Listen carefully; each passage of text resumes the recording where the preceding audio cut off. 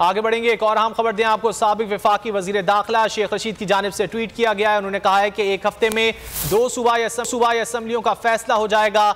मुल्क माशी तौर पर तबाह और इक़्तिदार के भूखों का जुमा बाजार लगा है। रेस्क्यू ऑपरेशन का पहला दिन है। शेख रशीद ने अपने ट्वीट में मजीद लिखा, इदारों का सियासत से दूर होना काबिल तहसीन है, इदारे अपने अवाम से दूर नहीं रह सकते। साबिक वफाकी वजीर दाखिला शेख रशीद की जानिब से ट्वीट किया गया है। उन्होंने कहा है कि एक हफ्ते में 2 सूबाई असम्बलियों का फैसला हो जाएगा।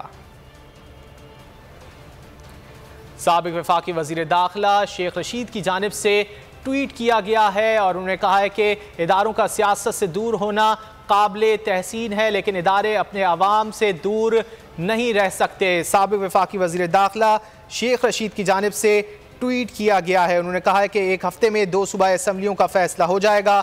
मुल्क माशी तौर पर तबाह और इक़्तिदार के भूखों का जुमा बाजार लगा है। आज से रेस्क्यू ऑपरेशन का पहला दिन है।